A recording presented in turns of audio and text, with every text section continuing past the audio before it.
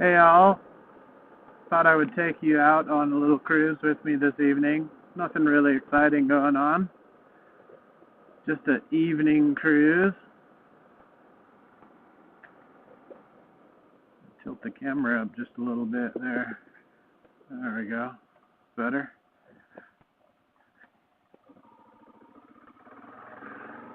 I made an adjustment to the microphone and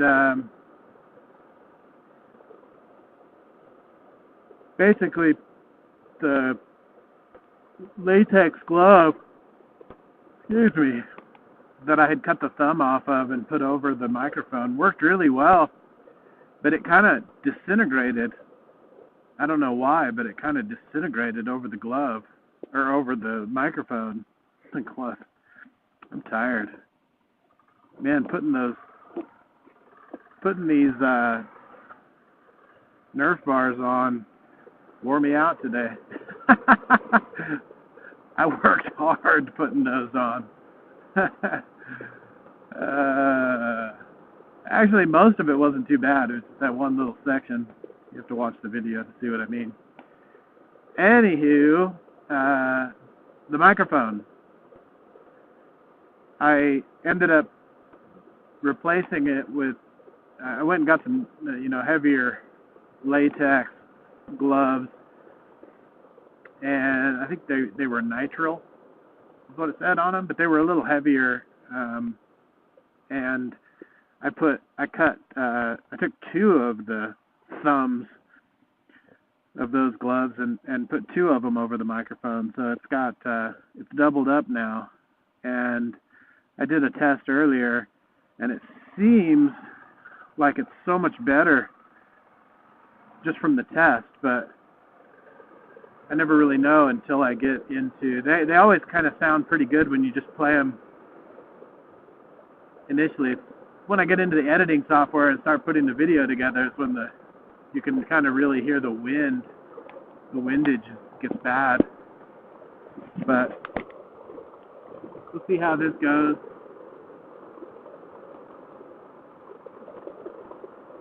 I don't even know where I'm going. I'm just out. I'm just going. No particular destination. I'm just going.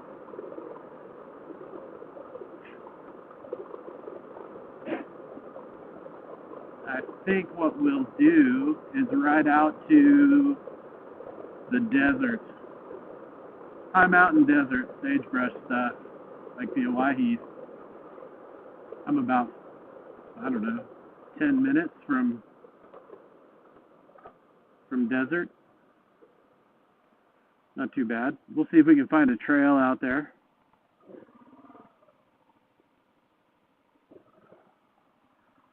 And we'll see if we can do it without getting run over.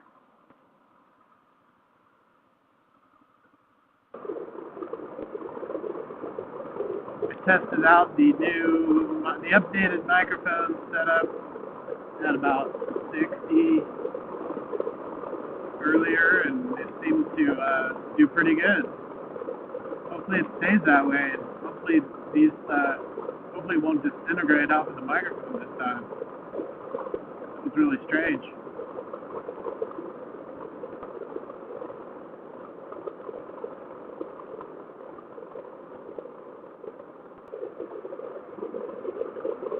I tell you what, I am really enjoying these highway pegs.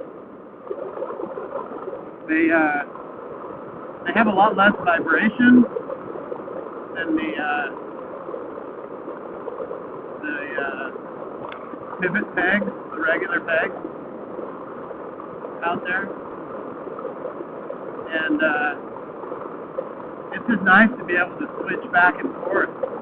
I tend to get a little tired having my legs up on the highway pegs too, but it's kind of nice to have options.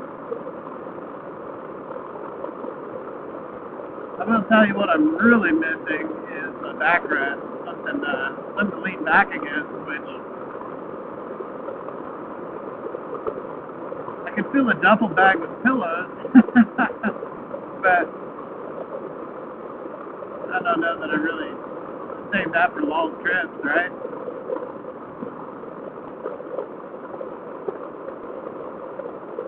I have yet to go on a long trip. I'm still learning, still new.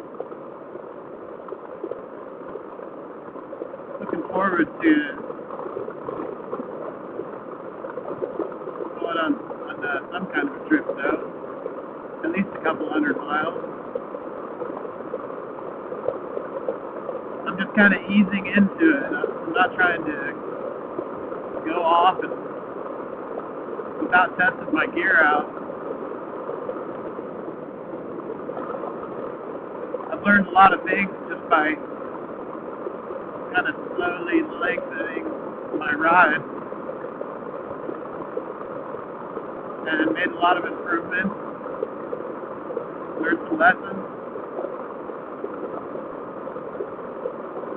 Last thing I think anybody wants to do is go off on a big long road trip and have their gear not work out. Have something go wrong, not have what you need. Be stranded.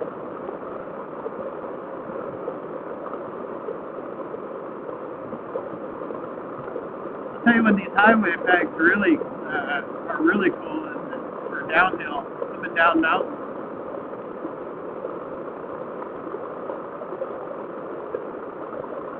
I don't know why, I enjoy it more than. I don't think I could go back to not having highway effects.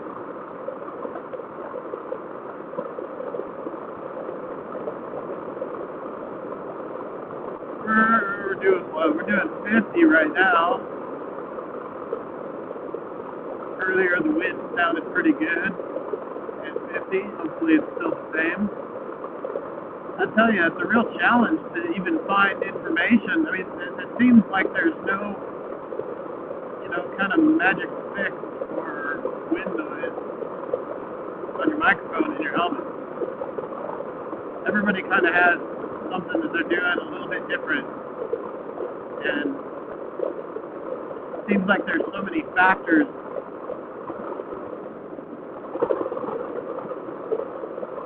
Your helmet, the way your helmet fits, how much room is in your helmet, shape of your head, shape of the helmet,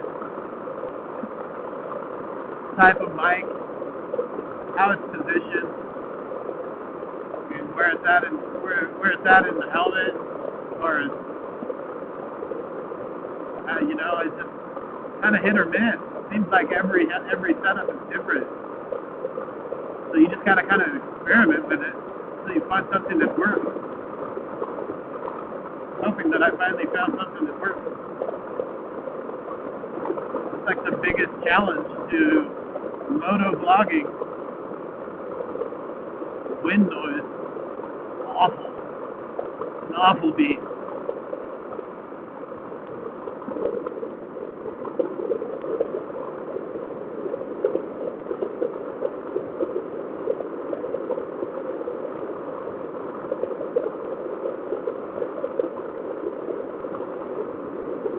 I'm also wondering too, I had to look up the name of the muscle. Called I think it's, if I remember right, rhomboid. Kind of in between your shoulder blades. Connects the shoulder blades to the spine, I think if I remember right. But those tend to get really sore after riding a long ways.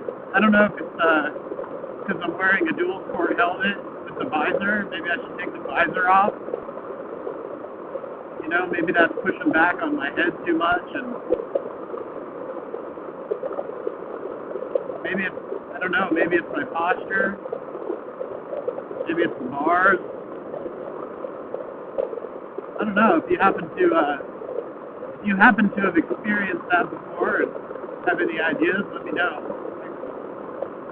Can't seem to find a whole lot on these specific kinds of issues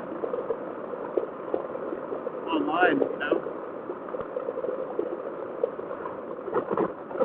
It's kind of different for everybody.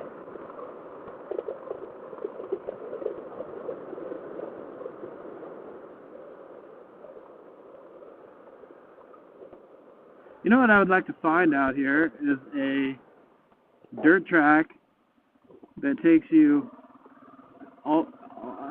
most of the way to the Snake River. If you could hit a dirt track without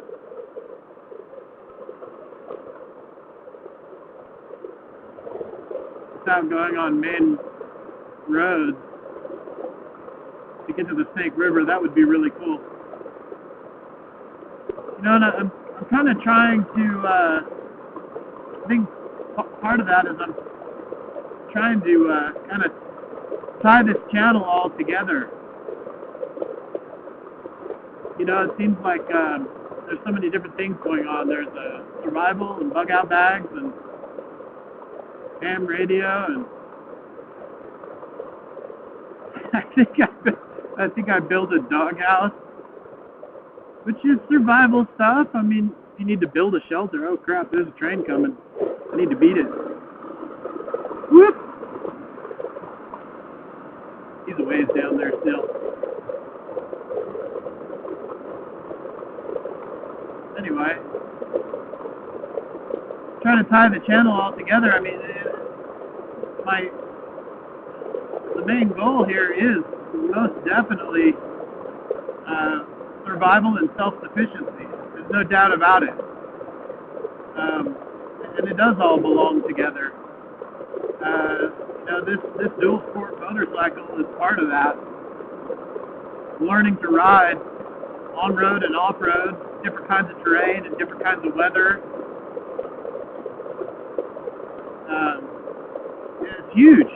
It's a huge benefit to have a dual sport motorcycle that you can go more places with than you can with your truck.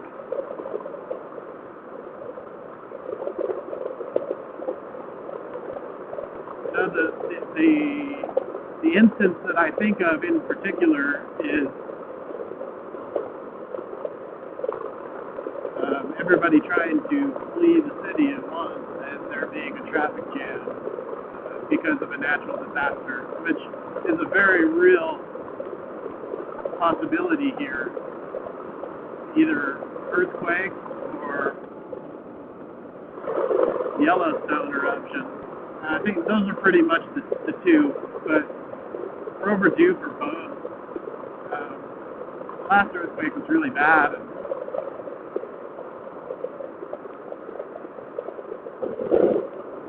If the highways are jammed up and you got to get out, it may be the dual sport that you're going to load down that's going to get you there.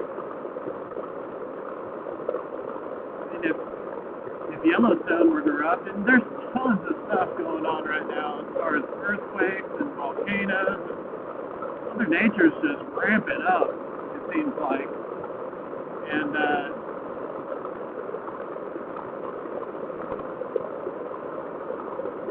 you know, another thing where I live is there's an Air Force base, a pretty big one near here.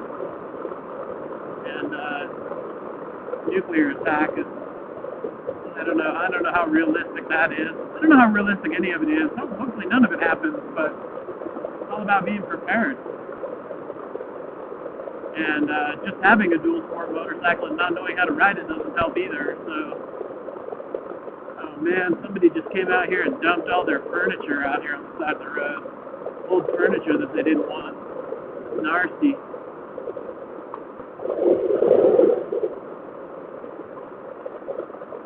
Anyway, it all ties together into self-sufficiency and survival. That's the whole theme of the channel. And sometimes it might be kind of hard to tie those things in, like installing, you know, a skid plate and highway pegs and crash bars on your motorcycle. Hard to tie. It can be hard to tie that in with survival and self-sufficiency, but I'm trying to protect my investment. You know, if I go and drop this bike and smash the radiator, I'm done. Game over. I don't have any transportation anymore, and I'm walking. And that probably, in a survival situation, that will probably happen at some point or another, but you want to make your transportation last as long as you can, so you can be as mobile as possible. That's a good thing.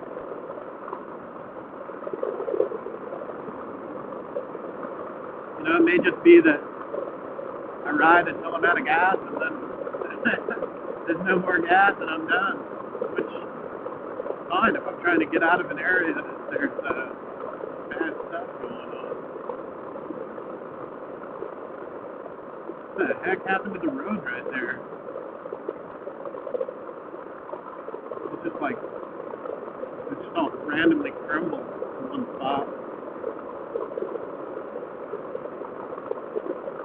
Anyway, survival and self-sufficiency, that's the name of the game here. Hope I never have to use it. Hope it never happens, but if it does, it's good to be as ready as you can. Maybe the worst thing that ever happens is you are out of work for a couple weeks or a month or something, and you end up using your prep to get by. I think you'd be happy that you kind of saved up a little bit.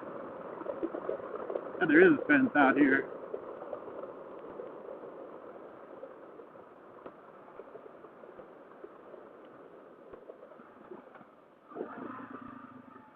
I wonder why that is just blocked off there. It looks like there's a road that continues out. Go ahead up this way. See where this goes.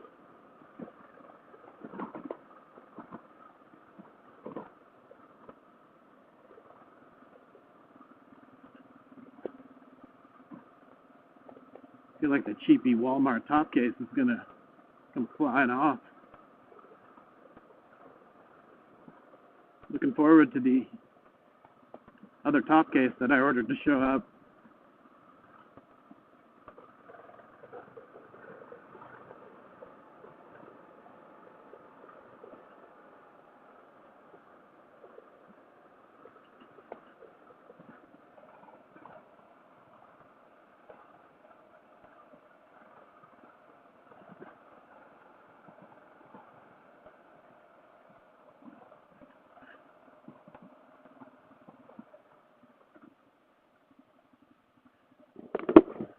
Need to crack the lid. It's getting foggy. It's getting moist in here.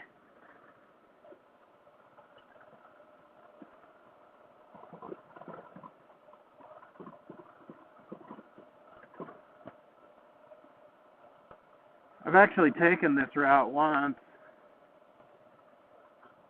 and I cut to the right, and it just went up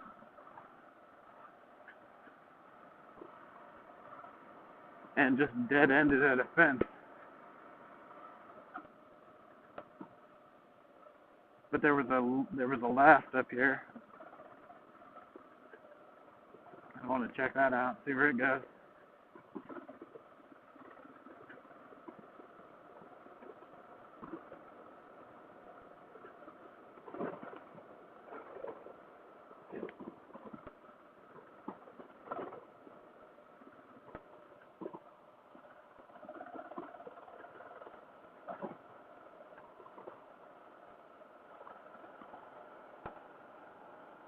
It's a pretty hardcore fence. They really don't want anybody going in there, do they? It's got to be a BLM fence. I don't think anybody in their right mind would put something that hardcore up. But the BLM, wonder what they're trying to keep people out of over there.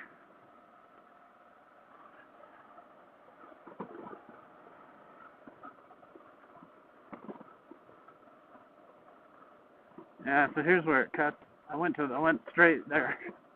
We're gonna cut to the left this time. Oh, there's a rock on the skid plate. First rock on the skid plate.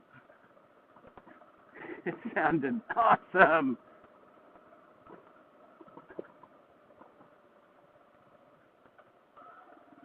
Oh, sweet. Let's just goes around here.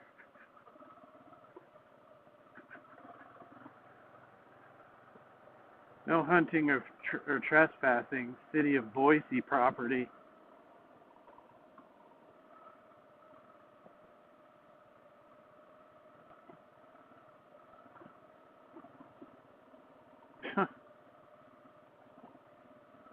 Okay. No hunting around here anyway. Too close to town.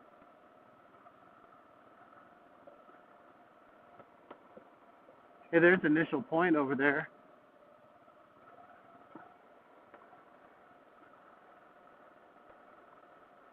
A fun ride. So I guess those people on the other side of the fence live in the no trespassing City of Boise property area.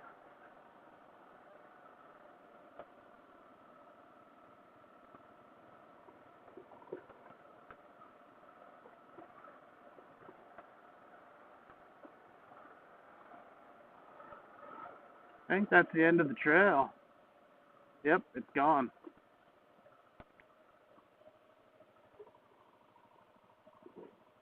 Another dead end. I am good at finding dead ends, I'll tell you what.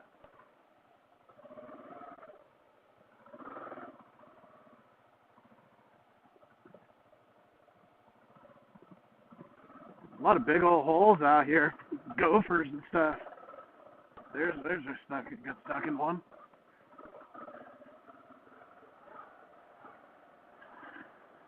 Badgers. Whistle pigs. Whistle pigs don't make very big holes. Badgers do.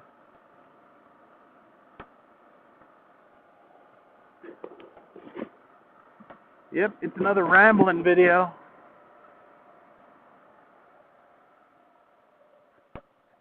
I am a rambling. Another rambling dead end video. Still gonna post it.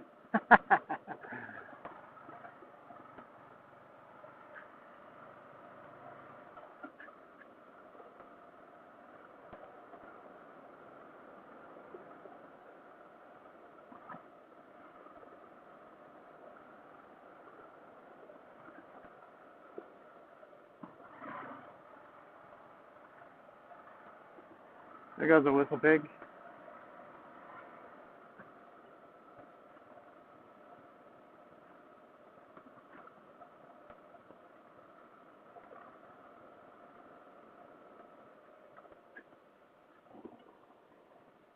I'm not going to go to the left again. I already know what's up there. Dead ends at a fence. Neutral.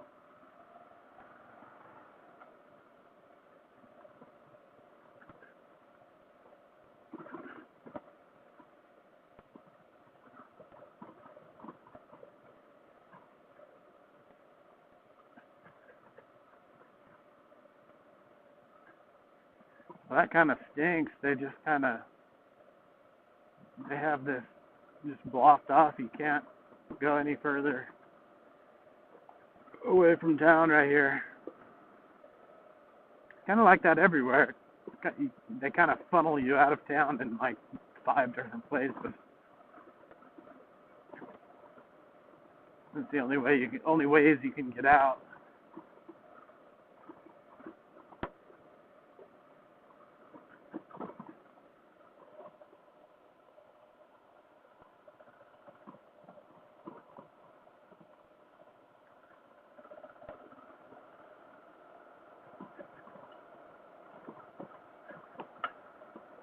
Hey, rock number 2.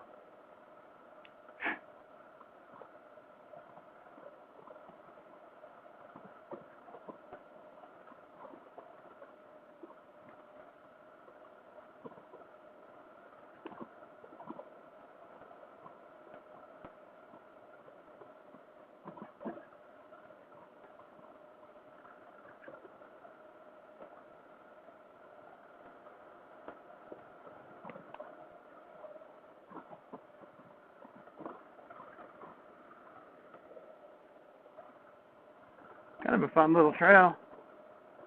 Little whoops.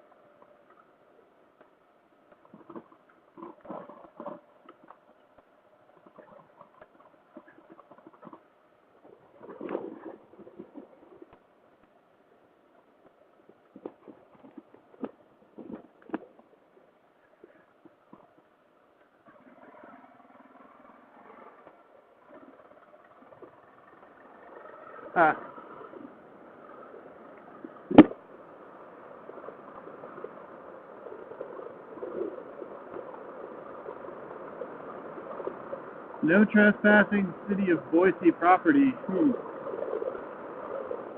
don't think I've ever seen that before.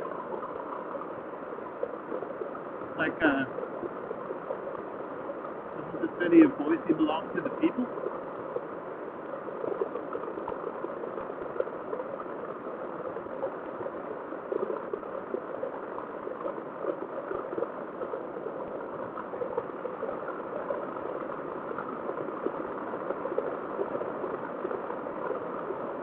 Oh, pointless rambling, dead-end ride.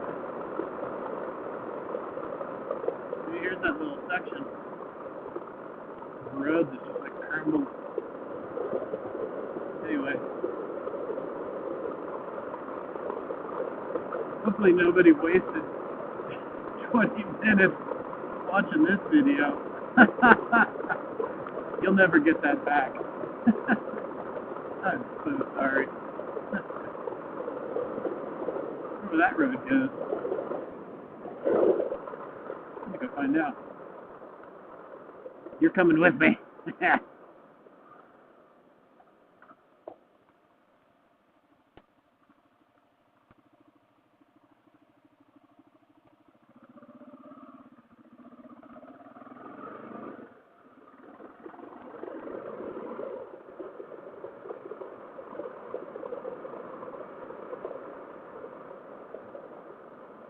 Nicholson Road, it says.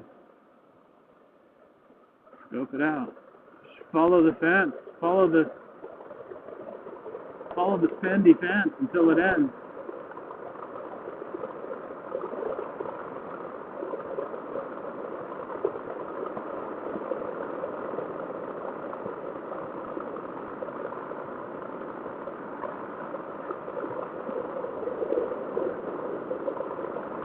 Almost a little creepy out here. There's like nobody.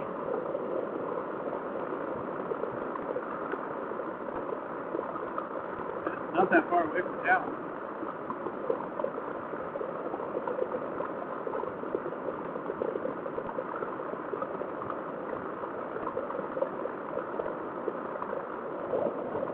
Well, GPS died. Now we're gonna get lost.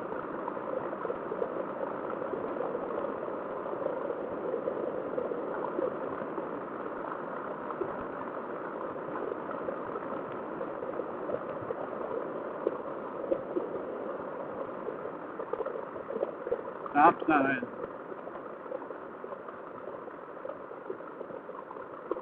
It says 20 Mile South Farm.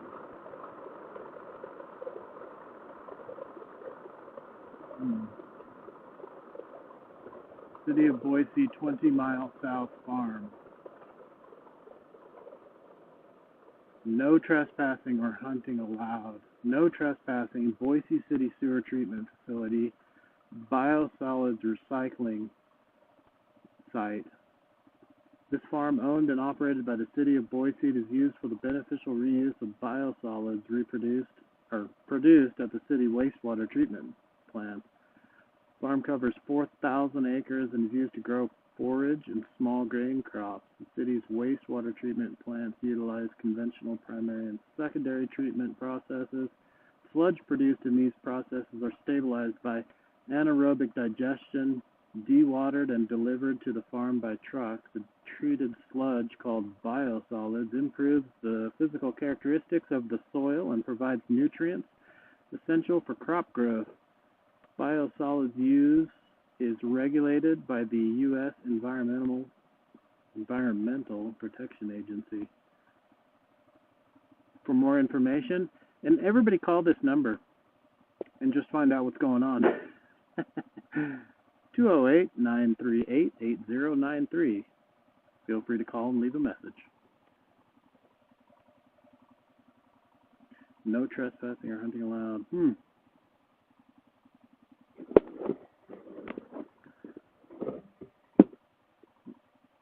Looks like a bunch of weeds to me.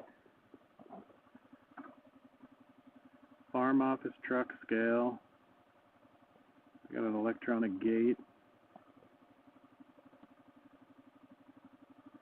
Wonder why it's open then.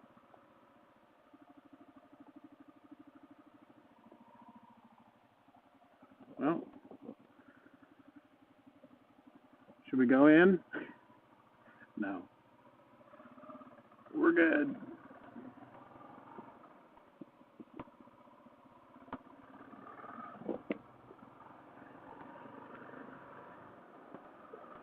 Interesting nonetheless. Didn't know that was there.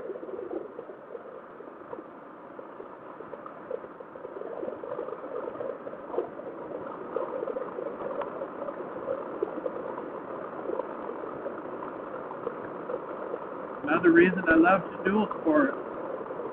Find new stuff all the time.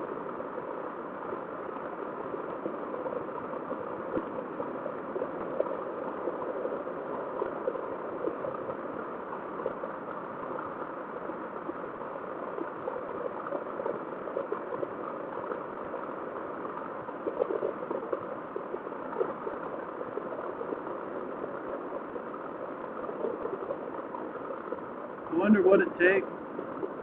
I guess the only way to get further south is Swan Falls, past where we went.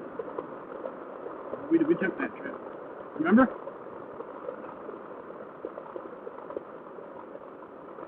And there's no bridge there to get across the Snake River. So this is like free exploring for all you people who live in the valley here. We're going to find alternate ways out.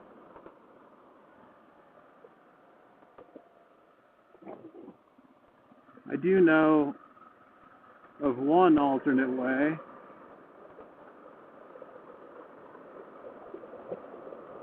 But it ends up kind of teeing into another highway that you would have to use, unless you could find a spot to cross it. If you go over those mountains over there,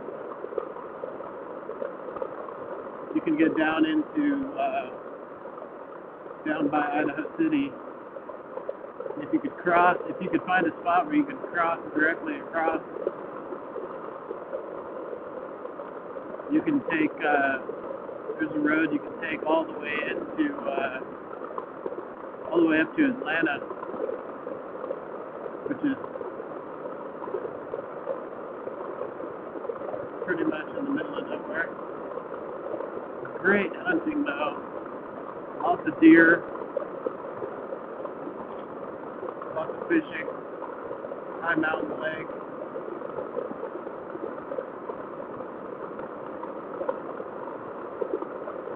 I think we'll go on a ride up there someday. Try and find that path. Try and map out a path up through there. That'd be fun.